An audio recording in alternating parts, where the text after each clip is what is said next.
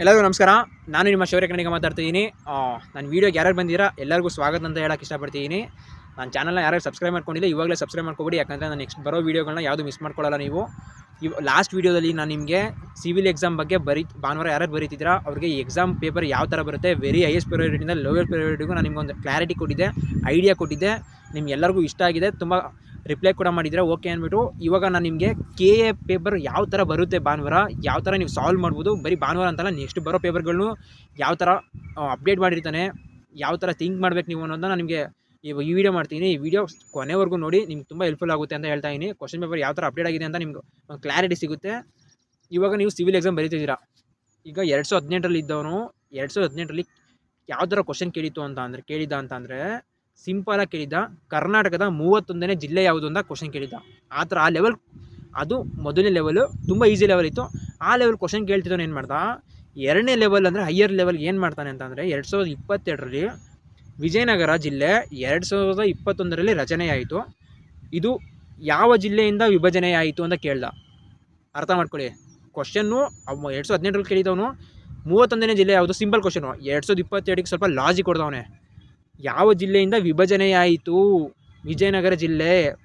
ಅಲ್ಲೇ ಕ್ವಶನ್ ಇರುತ್ತೆ, ಅಲ್ಲೇ ಆನ್ಸರ್ ಇರುತ್ತೆ, ನಿಮ್ಮ ತಲೆ ಹುಳ ಬಿಟ್ಟಾಗೈತೆ. ಇವಾಗ ಆನ್ಸರ್ ಯಾವುದು ಅಂತ ಎಲ್ಲರಿಗೂ ಗೊತ್ತು ಅಂದ್ಕೊಂಡಿದ್ದೀನಿ, ಯಾವುದೂ ಅಲ್ಲ, ಅದು ಬಳ್ಳಾರಿ ಆಗಿದೆ. ವಿಜಯನಗರ ಜಿಲ್ಲೆ 2021ರಲ್ಲಿ ರಚನೆ ಆಯಿತು, ಇದು ಬಳ್ಳಾರಿ ಜಿಲ್ಲೆಯಿಂದ ವಿಭಜನೆ ಆಯಿತು. ಇದು ಸಿಂಪಲ್ಲು. ನಾನು ನಿಮಗೆ ಯಾಕೆ ಎಲ್ಲ ಓದಿದ್ದೀನಿ ಅಂತ ಅಂತೀರಾ, ಓದಿರೋದ್ರಲ್ಲೇ ಟ್ವಿಸ್ಟ್ ಇರುತ್ತೆ. ಕರ್ನಾಟಕ ಜಿಲ್ಲೆಗಳು, ಕರ್ನಾಟಕ ರಾಜ್ಯ ಜಿಲ್ಲೆಗಳನ್ನ ತಿಳ್ಕೊಳ್ಳಿ, ಅದ್ರಲ್ಲಿ ಕ್ವಶನ್ಸ್ ಕೇಳ್ತಾನೆ ಅಂತಂದರೆ ಜಿಲ್ಲೆಗಳನ್ನ ಎಲ್ಲ ತಿಳಿದೀನಿ ಅಂತ ಅನ್ಕೋತೀರಾ, ಜಿಲ್ಲೆ ಒಳಗೆ ಅದರೊಳಗೆ ಕೊಟ್ಟಿದ್ದಾನೆ, ಅದು ನೀವು ತಿಳಿದಿರಲ್ಲ.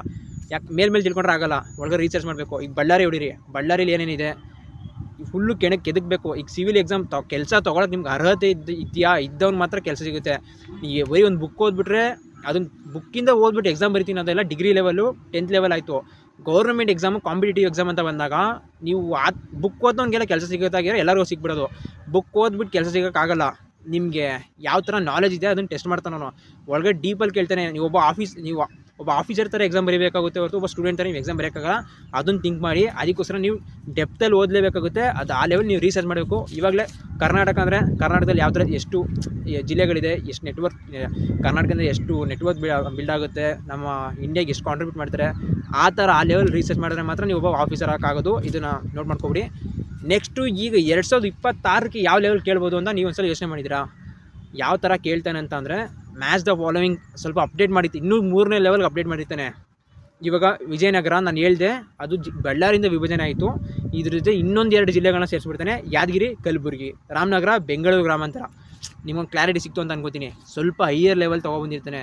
ಈ ಕರ್ನಾಟಕನೇ, ರಾಮನಗರನೇ, ಮಂಡ್ಯನೇ, ಏನು ಚೇಂಜ್ ಆಗೋಲ್ಲ. ಬಟ್ ಕ್ವಶನ್ನ ಸ್ವಲ್ಪ ಟ್ವಿಸ್ಟ್ ಮಾಡವನೇ.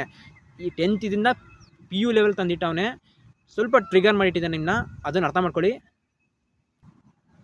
ನೆಕ್ಸ್ಟು ಏನು ಮಾಡ್ಬೋದು ಅಂತ ಅಂದರೆ, ಅವನು ಕೆಳಗಿನ ಜಿಲ್ಲೆಗಳನ್ನು ರಚನೆಯಾದ ವರ್ಷದ ಕ್ರಮದಲ್ಲಿ ಜೋಡಿಸಿ ಅಂತ ಕೇಳ್ತಾನೆ. ಸ್ವಲ್ಪ ಕೇಸ್ ಥರನೇ ಆಯಿತು ಕ್ವಶನ್ನು, ಏನಿಲ್ಲ. ಬಟ್ ರಾಮನಗರ, ಚಿಕ್ಕಬಳ್ಳಾಪುರ, ಯಾದಗಿರಿ, ವಿಜಯನಗರ, ಸ್ವಲ್ಪ ಯೋಚನೆ ಮಾಡಿ. ಸಿಂಪಲಾಗಿರುತ್ತೆ. ನೀವು ಆ ಊರು, ನಾನು ಹೇಳಿದ್ನಲ್ಲ ಆಲ್ರೆಡಿ, ಬಳ್ಳಾರಿ ಅಂದರೆ ಬಳ್ಳಾರಿ ಯಾವಾಗ ರಚನೆ ಆಯಿತು, ಎಲ್ಲಿದೆ, ಯಾವುದಕ್ಕೆ ಸಿಚುವೇಟ್ ಆಗಿದೆ, ಈ ಥರ ನೀವು ರಿಸರ್ಚ್ ಮಾಡಬೇಕಾಗುತ್ತೆ. ತಲೆಗೆ ಹುಳ ಬಿಡೋ ಕ್ವಶನ್ಸೇ ಹಂಗೆ. ಈಗ ಅರಮನೆ ಎಲ್ಲಿದೆ ಅಂತ ಕೇಳಿದ್ರೆ ಎಲ್ಲರೂ ಗೊತ್ತು, ಮೈಸೂರಲ್ಲಿ ಅಂತ ಅರಮನೆ ಟಿಕ್ ಮಾಡಿಬಿಡ್ತೀವಿ. ಬಟ್ ಮೈಸೂರಲ್ಲಿ ಏನಿದೆ ಅಂತ ಕೇಳಿದ್ರೆ ಏನು ಟಿಕ್ ಮಾಡ್ತೀರಾ? ಚಾಮುಂಡಿ ಬೆಟ್ಟ ಇದೆ, ಅರಮನೆ ಇದೆ, ಏನು ಟಿಕ್ ಮಾಡ್ತೀರಾ ಅವಾಗ? ಅದನ್ನೇ ನಾನು ಹೇಳ್ತಾ ಇರೋದು. ಈ ಥರ ಟ್ವಿಸ್ಟ್ ಆಗುತ್ತೆ. ಆ ಕಾರಣದಿಂದ ನೀವು ಏನೇನು ಓದಿದ್ದೀರಾ ಎಲ್ಲ ಸ್ವಲ್ಪ ಡೆಪ್ತಲ್ಲಿ ನೋಡ್ಕೊಂಡಿರಿ ಅಷ್ಟೇ. ಕ್ವಶನ್ಸ್ ಅವೇ ಇರುತ್ತೆ, ಇನ್ನೇನು ಬೇರೆ ಅವನೇನು ತೆಗಿಯೋಕ್ಕೆ ಆಗಲ್ಲ. ಬಟ್ ಸ್ವಲ್ಪ ಡೆಪ್ತಲ್ಲಿ ತೆಗಿತಾನೆ. ನೆಕ್ಸ್ಟ್ ಬಂದರೆ ಇನ್ನೊಂದು ಎಕ್ಸಾಂಪಲ್ ಕೊಡ್ತೀನಿ. ಕರ್ನಾಟಕದ ಭೂಗೋಳ ಅಂತ ಬರ್ತದೆ. ಕರ್ನಾಟಕದ ಅತಿ ಎತ್ತರದ ಶಿಖರ ಯಾವುದು? ಮುಳ್ಳಯ್ಯನಗಿರಿ, ಎಲ್ಲರಿಗೂ ಗೊತ್ತು. ಬಟ್ ಅದು 2018ರಲ್ಲಿ ಕೇಳಿದ. 18ಕ್ಕೂ 26ಕ್ಕೂ 8 ವರ್ಷಕ್ಕೂ ತುಂಬ ಗ್ಯಾಪ್ ಇದೆ. ಆ ಕಾರಣಕ್ಕೋಸ್ಕರ ಜನ ತುಂಬ ಅಪ್ಡೇಟ್ ಆಗಿರಲೇಬೇಕು. ಚಾಟ್ GPT, ಜೆಮಿನಿ, ಕ್ಲೌಡು, ಬರೀ AI ಕೆಲಸ ಮಾಡೋ ಕಾಲ ಇದು. ಮನುಷ್ಯರಿಗೆ ಅಂತ ತೆಗೆದಾಗ್ತಿದೆ. ಸ್ವಲ್ಪ ಥಿಂಕ್ ಮಾಡಿ. ಈಗ ಅದೇ ನಾನು ನಿಮ್ಗೆ ಏನು ಹೇಳ್ತೀನಿ, ಹೊಂದಿಸಿ ಬರೆಯಿರಿ match the following. Mullayanagiri, Chikkamagaluru, Tadiandamol, Kodagu, Kudremukh, Chikkamagaluru, Mullayanagiri, Chikkamagaluru, Tadiandamol, Kodagu, Kudremukh. ಇವಾಗ ನೋಡಿ, ಮುಳ್ಳಯ್ಯನಗಿರಿ, ಚಿಕ್ಕಮಗಳೂರು, ತಡಿಯಂಡಮೋಳ್, ಕೊಡಗು, ಕುದುರೆಮುಖ, ಚಿಕ್ಕಮಗಳೂರು, ಈ ಥರ ಶಿಖರಗಳು ಜಾಸ್ತಿ ಎಲ್ಲಿ ಚಿಕ್ಕಮಗಳೂರು ಸೈಡ್ ಇದೆ. ಬಟ್ ಅವ್ನ ಕ್ವಶನ್ ಈ ಥರ ಅಲ್ಲಲ್ಲೇ ಟರ್ನ್ ಮಾಡ್ತಾನೆ. ನಿಮ್ಗೊಂದು ಕ್ಲಾರಿಟಿ ಸಿಕ್ತು ಅಂತ ಅಂದ್ಕೊಂಡಿದ್ದೀನಿ. ಪಶ್ಚಿಮ ಘಟ್ಟಗಳಿಗೆ ಸಂಬಂಧಿಸಿದ ಸಂರಕ್ಷಣಾ ಪ್ರಶ್ನೆ ಜಾಸ್ತಿ ಇದೆ. ಭೂಗೋಳ ಅಂತ ಬಂದಾಗ ಸ್ವಲ್ಪ ಅಲ್ಲಿಂದ ತಗೊಬರೋದೇ ಜಾಸ್ತಿ ಇರುತ್ತೆ. ಈ ಸಲ ಸ್ವಲ್ಪ ಕ್ಲಾರಿಟಿ ಸಿಕ್ಕಿದೆ ಅಂತ ಅಂದ್ಕೊಂಡಿದ್ದೀನಿ. ಎಕ್ಸಾಮ್ನ ನೀಟಾಗಿ ಬರೀರಿ, ಏನು ಅಷ್ಟೊಂದೇನು ಟಫ್ ಇರೋಲ್ಲ. ಬಟ್ ಓದಿರೋರಿಗೆ ಏನು ಟಫ್ ಇರೋಲ್ಲ. ಓದ್ದೇ ಇದೆ ಸುಮ್ಮನೆ ಒಂದು ಟಿಕ್ಕಾಗಿ ಬರೋಣ ಅನ್ನೋದು ಟಫ್ ಇದ್ದೇ ಇರುತ್ತೆ. ಕೆಲಸ ತೊಗೊಳ್ಳೇಬೇಕಂತ ಬರೀರಿ, ಇದೇ ನನ್ನ ಲಾಸ್ಟ್ ಚಾನ್ಸ್ ಅಂತ ಬರೀರಿ, ಕ್ಲಿಯರ್ ಆಗುತ್ತೆ ಅಂತ ಹೇಳ್ತಾ ಇದ್ದೀನಿ. ನಿಮಗೆ ಕ್ಲಾರಿಟಿ ಸಿಕ್ತು ಅಂತ ಹೇಳಿದ್ದೀನಿ. ಬರೀ ಸಿವಿಲ್ ಎಕ್ಸಾಮ್ ಮಾತ್ರ ಅಪ್ಲೈ ಆಗಲ್ಲ, ವಿಲೇಜ್ ಅಕೌಂಟೆಂಟ್ ಎಕ್ಸಾಮ್ಗೂ ಅಪ್ಲೈ ಆಗುತ್ತೆ. ನಾನು ಹೇಳಿದ ಟಿಪ್ಸ್ಗಳು ನಿಮಗೆ ಇನ್ನೂ ವೀಡಿಯೋಗಳು ಮಾಡೋದು ತುಂಬ ಇದೆ, ಮಾಡ್ತೀನಿ. ನನ್ನ ಚಾನಲ್ನ ಸಬ್ಸ್ಕ್ರೈಬ್ ಮಾಡ್ಕೊಳ್ಳಿ. ನಿಮ್ಗೆ ಏನೇ ಡೌಟ್ಸ್ ಇದ್ದರೆ ಕಮೆಂಟ್ ಬಾಕ್ಸಲ್ಲಿ ಕಮೆಂಟ್ ಹಾಕಿಲ್ಲ ಅಂತಂದರೆ ನೀವು ನನ್ನ ಇನ್ಸ್ಟಾಗ್ರಾಮಲ್ಲಿ ನನ್ನ ಪೇಜ್ನ ಫಾಲೋ ಮಾಡ್ಕೊಂಡು ನನಗೊಂದು ಮೆಸೇಜ್ ಹಾಕಿ, ನಮ್ಗೆ ಅದ್ರ ಬಗ್ಗೆ ನಾನು ನಿಮ್ಮ ವೀಡಿಯೋಗಳನ್ನ ಮಾಡ್ಕೊಡ್ತೀನಿ. ನನ್ನ ವೀಡಿಯೋ ನಿಮ್ಗೆ ಇಷ್ಟ ಆಗಿರೋ ಅಲ್ಲೊಂದು ಲೈಕ್ ಮಾಡಿ, ನನ್ನ ಚಾನಲ್ನ ಸಬ್ಸ್ಕ್ರೈಬ್ ಮಾಡ್ಕೊಳ್ಳಿ. ಪುನಃ ಹೇಳ್ತಾ ಇದ್ದೀನಿ, ಮಾಡೇ ಮಾಡ್ತೀನಿ ತುಂಬ ವೀಡಿಯೋಗಳನ್ನ. ಧನ್ಯವಾದ. ಜೈ ಹಿಂದ್, ಜೈ ಕರ್ನಾಟಕ.